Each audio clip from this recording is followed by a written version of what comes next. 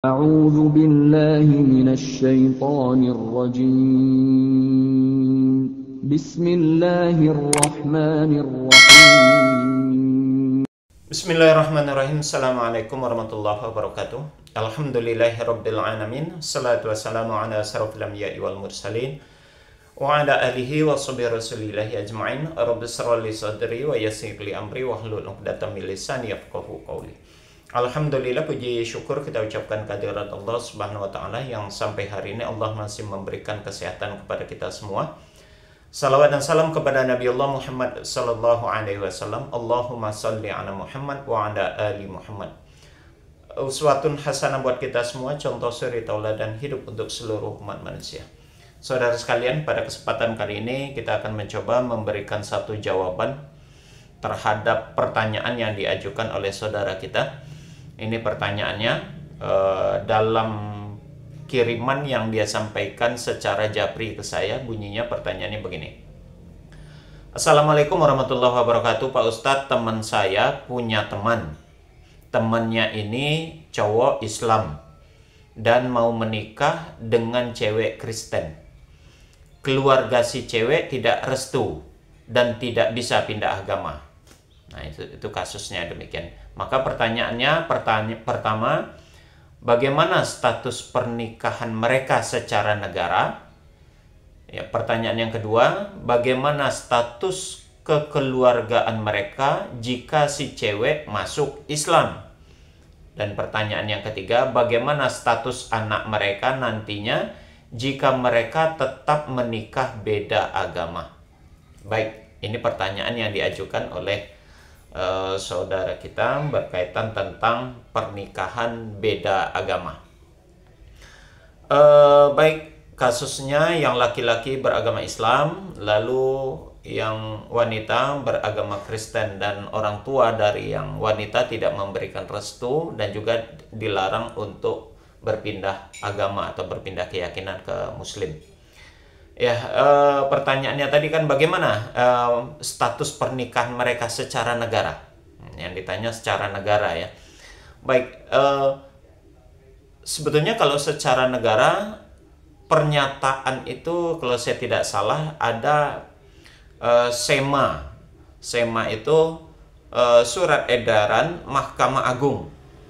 Ya, di SEMA itu poin atau SEMA nomor 2 tahun 2023, di sana ada menjelaskan tentang larangan keras untuk pencatatan pernikahan atau perkawinan beda agama.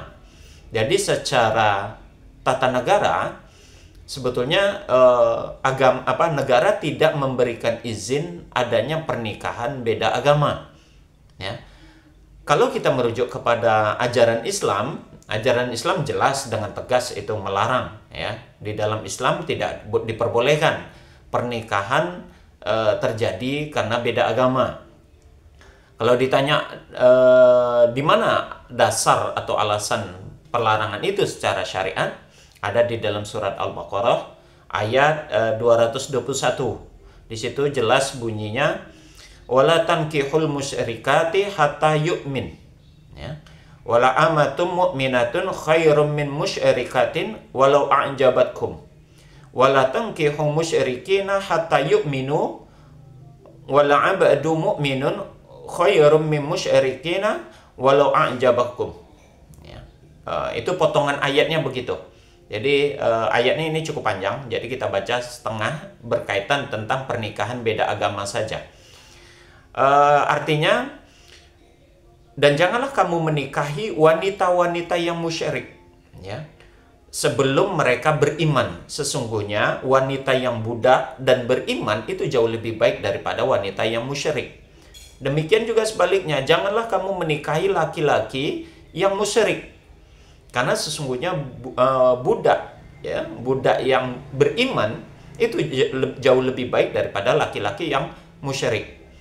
Berdasarkan ayat ini, surat Al-Baqarah ayat 221, jelas secara agama pernikahan berbeda agama atau lain agama itu jelas tidak dibenarkan atau haram hukumnya, tidak sah. Kalaupun dipaksakan untuk menikah, ya pernikahannya itu secara syariat tidak sah.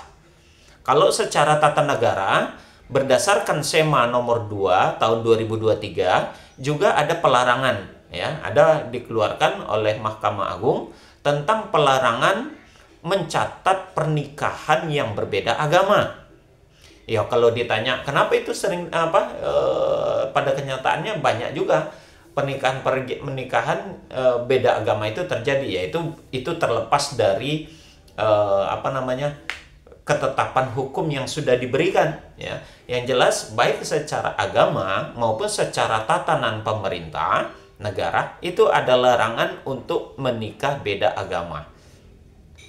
Kalau kita melihat ke ayat yang lain di dalam surat Al-Maidah ayat yang ke-5, Saudara, sebetulnya memang ada pernyataan secara umum, saya jelaskan, pernyataan bahwasanya halal memakan olahan atau masakan dari ahlul kitab. Juga halal dibolehkan menikahi wanita-wanita ahlul kitab. Perlu kita garis bawahi, ayat ini tidak berlaku kepada wanita Kristen ataupun agama-agama yang ada pada saat ini. Kenapa saya katakan demikian? Karena di situ hanya ditujukan kepada ahlul kitab. Siapa ahlul kitab? Ahlul kitab itu orang-orang para pengikut umatnya Musa ataupun umat Nabi Isa yang mereka masih memegang konsep tauhid. Artinya mereka memang masih beriman kepada Allah, masih mengakui bahwasanya Allah itulah Tuhan satu-satunya. Artinya mereka bertauhid kepada Allah dan mereka masih beriman kepada Allah. Maka ahlul kitab di situ orang-orang yang umat-umat sebelum Rasulullah, ya. Dan mereka masih memegang syariat yang benar, masih memegang syariatnya Musa dan masih memegang syariatnya Nabi Isa. Jadi kalau yang sekarang seperti apa? Kalau sekarang mereka tidak lagi. Mereka tidak berpegang teguh kepada syariat-syariat yang sesuai dengan ajaran Musa dan Isa. Ya. Kalau yang sekarang mereka sudah termasuk kaum musyrikin yang digolongkan di dalam Al-Qur'an itu mereka orang-orang kufur, orang-orang kafir. Jadi beda ahlu kitab dengan orang-orang Kristen saat ini. Kalau orang-orang Kristen saat ini, itu yang dinyatakan di dalam surat Al-Maidah, ada di ayat ke-17, ada di ayat ke-72, dan ada ayat yang ke-73. Di sana dijelaskan dengan tegas, laqad kafarul ladzina qalu innallaha tsalitsun tsalasah. Sungguh telah kafirlah orang-orang yang menyatakan bahwasanya Allah itu salah satu dari yang tiga. Jadi pernyataan itu jelas. Di dalam ayatnya yang lain dikatakan laqad kafarul ladzina innallaha huwal masih ibnu Maryam. Kafirlah orang-orang yang mengatakan sesungguhnya Allah itu adalah Al-Masih putra Maryam. Nah, itu tuh kafir. Kalau mereka kategorinya kafir, kufur, musyrik. Nah, bagi orang-orang seperti itu tidak dihalalkan. Berkaitanlah dengan surat Al-Baqarah ayat 221 tadi, la tankihu wa la tankihu musyrikin wal musyrikat itu hatta tu'minu billah. Jangan nikahi mereka atau jangan menikah kepada mereka sebelum mereka beriman. Nah, itu konsepnya begitu. Jadi baik secara tatanan agama maupun pemerintah, pernikahan beda agama itu dilarang, ya, dilarang. Jadi kalau tetap dilaksanakan pernikahannya seperti apa? Tidak sah, secara agama tidak sah. Ya, begitu. Kalau secara negara ya ada dulu beberapa, apalagi kalangan artis-artis sekarang banyak yang menikah berbeda agama.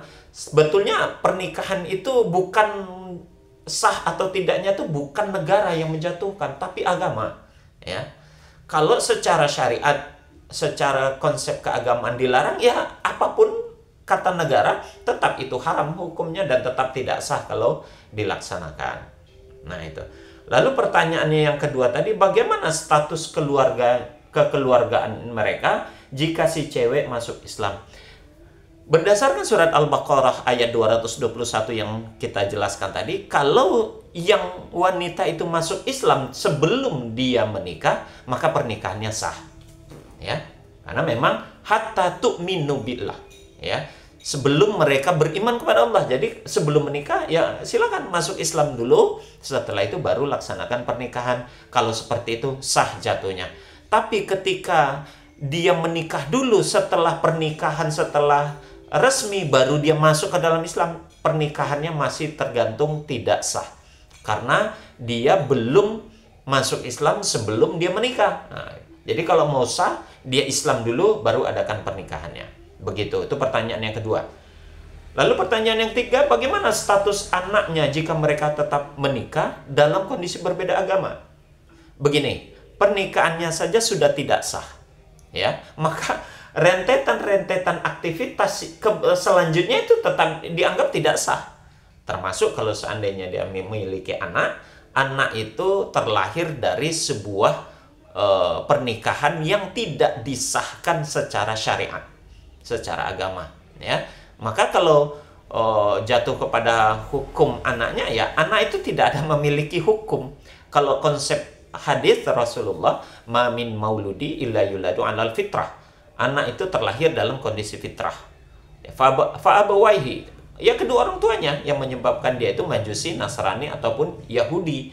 Maka beban hukum itu atas perbuatan orang tuanya yang menikah karena beda agama. Itu yang menjadi patokan hukumnya. Mereka pernikahannya tidak sah, maka anaknya yang terlahir pun dianggap tidak secara resmi melalui jalur pernikahan yang sah.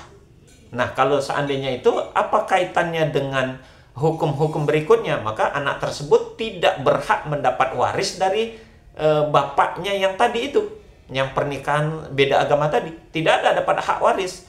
Bapaknya, kalau anaknya perempuan, bapaknya pun tidak berhak untuk menjadi wali dari anaknya yang perempuan itu. Nah, begitu risikonya itu memang jauh ke belakang. Ketika pernikahan beda agama itu terjadi, ya tidak sah pernikahannya, maka hukum-hukum yang berikutnya tidak bisa diberlakukan. Hukum waris, hukum menjadi wali, hukum nasab, itu semua gugur, batal. Jadi tidak bisa terpakai. Tidak bisa tidak bisa diaplikasikan, tidak bisa dilaksanakan karena berawal dari pernikahan yang tidak sah. Demikian mungkin untuk penjelasan berkaitan tentang pertanyaan-pertanyaan yang sudah diajukan. Terima kasih atas pertanyaannya. Semoga ini menjawab dan semoga ini bisa menjadi pencerahan. Saya sarankan tolong sampaikan kepada temannya agar tidak melaksanakan pernikahan berbeda agama. Ya, kalaupun menikah, silakan dia dulu ajak masuk ke dalam Islam. Setelah itu silakan lakukan pernikahan secara syariat Islam. Jatuhnya pernikahan sah atau tidak itu bukan negara yang menentukan. Yang menentukan adalah agama, bukan negara. Demikian, semoga ini bermanfaat. Kita tutup dengan kafaratul majelis. Subhanakallahumma wa bihamdik, asyhadu an la ilaha illa anta, astaghfiruka wa atubu ilaik. Assalamualaikum warahmatullahi wabarakatuh. الله ربي والإسلام ديني ومحمدا رسول الله